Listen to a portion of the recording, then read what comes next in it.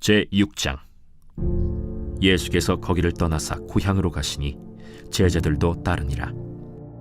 안식일이 되어 회당에서 가르치시니 많은 사람이 듣고 놀라 이르되, 이 사람이 어디서 이런 것을 얻었느냐?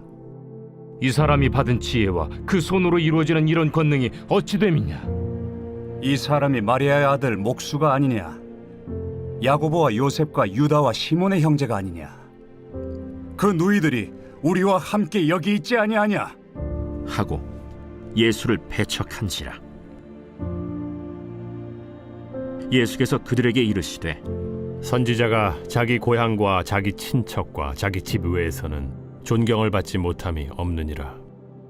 하시며 거기서는 아무 권능도 행하실 수 없어 다만 소수의 병자에게 안수하여 고치실 뿐이었고 그들이 믿지 않음을 이상히 여기셨더라. 이에 모든 촌에 두루 다니시며 가르치시더라. 12 제자를 부르사 둘씩 보내시며 더러운 귀신을 제어하는 권능을 주시고 명하시되, 여행을 위하여 지팡이 외에는 양식이나 배낭이나 전대의 돈이나 아무것도 가지지 말며 신만 신고 두보롯도 입지 말라. 어디서든지 누구의 집에 들어가거든 그곳을 떠나기까지 거기 유하라. 어느 곳에서든지 너희를 영접하지 아니하고 너희 말을 듣지도 아니하거든 거기서 나갈 때 발 아래 먼지를 떨어버려 그들에게 증거를 삼으라. 하시니 제자들이 나가서 회개하라 전파하고 많은 귀신을 쫓아내며 많은 병자에게 기름을 발라 고치더라. 이에 예수의 이름이 드러난지라 헤롯 왕이 듣고, 이는 세례 요한이 죽은 자 가운데서 살아났도다. 그러므로 이런 능력이 그 속에서 일어나느니라 하고 어떤 이는 그가 엘리야라 하고 또 어떤 이는 그가 선지자니 옛 선지자 중에 하나와 같다. 하되, 헤롯은 듣고 내가 목벤 요한 그가 살아났다. 전에 헤롯이 자기가 동생 빌립의 아내 헤로디아에게 장가든 고로 이 여자를 위하여 사람을 보내어 요한을 잡아 옥에 가두었으니 이는 요한이 헤롯에게 말하되 동생의 아내를 취한 것이 옳지 않다 하였음이라. 헤로디아가 요한을 원수로 여겨 죽이고자 하였으되 하지 못한 것은 헤롯이 요한을 의롭고 거룩한 사람으로 알고 두려워하여 보호하며 또 그의 말을 들을 때에 크게 번민을 하면서도 달갑게 들음이러라. 마침 기회가 좋은 날이 왔으니 곧 헤롯이 자기 생일에 대신들과 천부장들과 갈릴리의 귀인들로 더불어 잔치할세. 헤로디아의 딸이 친히 들어와 춤을 추어 헤롯과 그와 함께 앉은 자들을 기쁘게 한지라. 왕이 그 소녀에게 이르되, 무엇이든지 내가 원하는 것을 내게 구하라. 내가 주리라. 또 맹세하기를, 무엇이든지 내가 내게 구하면 내 나라의 절반까지라도 주리라. 그가 나가서 그 어머니에게 말하되, 내가 무엇을 구하리이까? 세례 요한의 머리를 구하라. 그가 곧 왕에게 급히 들어가 구하여 이르되, 세례 요한의 머리를 소반에 얹어 곧 내게 주기를 원하옵나이다. 왕이 심히 근심하나 자기가 맹세한 것과 그 앉은 자들로 인하여 그를 거절할 수 없는지라. 왕이 곧 시위병 하나를 보내어 요한의 머리를 가져오라 명하니 그 사람이 나가 옥에서 요한을 목베어 그 머리를 소반에 얹어다가 소녀에게 주니 소녀가 이것을 그 어머니에게 주니라. 요한의 제자들이 듣고 와서 시체를 가져다가 장사하니라. 할렐루야. 이른 새벽 주님 전에 오신 우리 믿음의 성도님들을 환영하고 축복합니다. 오늘 본문에는 예수님께서 고향 나사렛을 방문한 일과 12 제자들을 파송하신 일에 대해서 증거하고 있습니다. 이 오늘 본문은 예수님께서 공생애를 시작하시고 약 2년 정도 지났을 때의 일입니다. 사실 예수님께서는 이전 방문에서 이 낭떠러지에서 밀어서 죽이려는 시도가 있었음에도 한 영혼이라도 더 구하기 위해서 재방문했던 것입니다. 예수님께서 거기를 떠나서 고향으로 가시니 제자들도 따르니라. 1절의 말씀입니다. 예수님께서는 베들레헴에서 태어나셨지만 30년 동안 자라신 곳은 바로 나사렛이었습니다. 그래서 예수님께서는 가버나움에서 나사렛으로 이동하신 것이죠.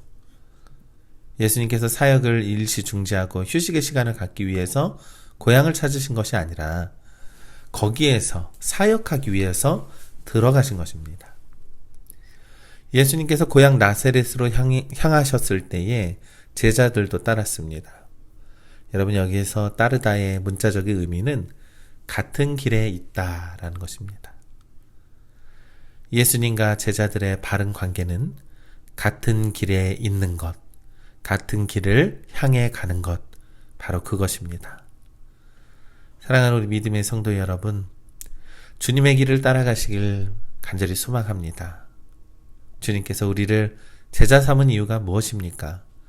바로 함께하고 싶기 때문입니다. 그래서 우리는 주님과 함께 있어야 합니다. 비록 주님이 가시는 곳에 위협이 있을 수도 있고 어려움이 따를지라도 함께 나아가는 우리 믿음의 성도님들 되시길 간절히 소망합니다.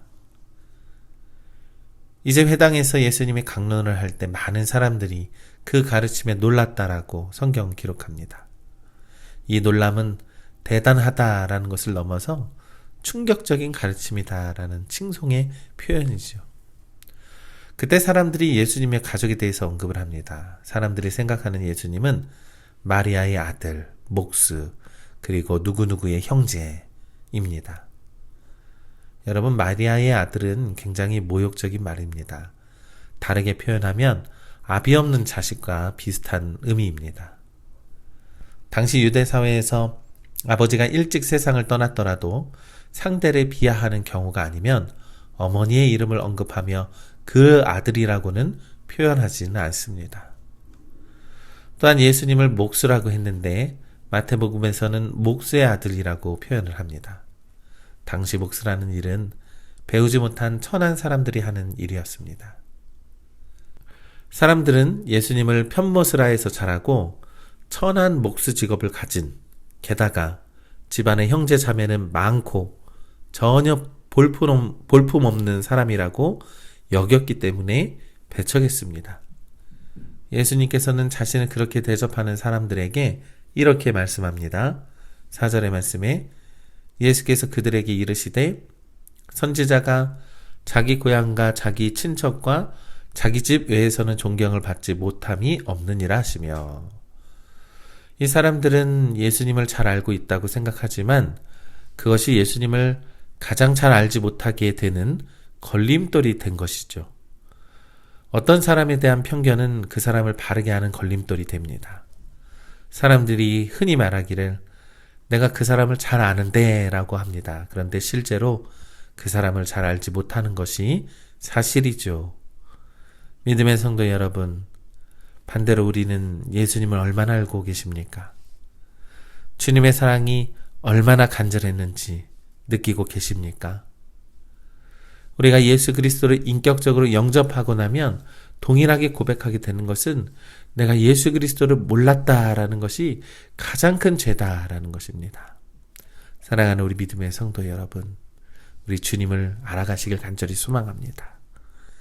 주님을 더욱더 친밀하게 관계 맺고 주님의 은혜를 함께 나누며 주님과 동행하는 삶을 살아갈 때에 우리는 예수 그리스도와 더 가까운 관계를 맺을 수 있습니다. 이어서 말씀합니다. 거기서는 아무 권능도 행하실 수 없어 다만 소수의 병자에게 안수하여 고치실 뿐이었고 그들이 믿지 않음을 이상히 여기셨더라. 성경은 이렇게 말씀합니다. 예수님께서 고향에서 아무 권능을 행하실 수 없으셨다고 하는데 행하실 수 없는 것이 아니라 행하지 않으신 것입니다. 예수님께서는 그런 고향 사람들을 이상히 여기셨다라고 하십니다. 이것은 놀라다, 기이하게 여기다라는 뜻이지요. 예수님께서는 자기 고향 사람들을 심히 안타깝게 여기셨던 것입니다. 예수 그리스도를 거절하고 불신하는 곳, 그러한 마음에는 하나님의 구원의 역사가 일어나지 않는다라는 것을 성경은 의미하고 있는 것입니다. 믿음의 성도 여러분, 예수님을 우리의 구주로 영접하며 그분을 맞이하는 것은 구원의 역사가 이루어지게 되는 것임을 우리는 믿습니다. 그러니 우리 예수 그리스도를 맞이하고 환대하며 그분을 믿고 따르기를 간절히 소망합니다. 예수님께서는 제자들을 부르시고 그들과 함께 지내시며 훈련하신 후에 때가 되었을 때 제자들을 내보내셔서 하나님 나라의 복음을 전하게 했습니다. 12절과 13절은 이렇게 말씀합니다. 제자들이 나가서 회개하라 전파하고 많은 귀신을 쫓아내며 많은 병자에게 기름을 발라 고치더라. 여러분, 회개하라라는 것은 마음을 바꾸고 인생의 길을 바꾸라라는 의미입니다. 그러기 위해서는 자신을 부르시는 주님을 주인으로 삼아야 가능한 것이지요. 또한 제자들은 예수님처럼 말씀으로 사람을 고치지 아니하고 기름을 발라서 고쳤습니다.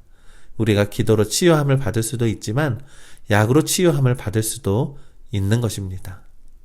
그러니 우리 믿음의 성도 여러분, 우리가 주님의 제자라면 우리도 복음을 전파하고 귀신을 쫓아낼 수 있습니다. 믿음이 우리 가운데 가득하기를 간절히 소망합니다. 주님께서 우리에게 부탁하신 것은 가서 복음을 전파하라라는 것입니다. 그러니 우리 사랑하는 믿음의 성도 여러분, 우리를 부르신 주님의 은총을 기억하며 우리의 삶의 자리에서 하나님의 힘을 능력 삼아서 주님의 제자로 살아내시는 우리 팔복영광교회 믿음의 성도님들 되시기를 주님의 이름으로 간절히 축원합니다. 기도하겠습니다.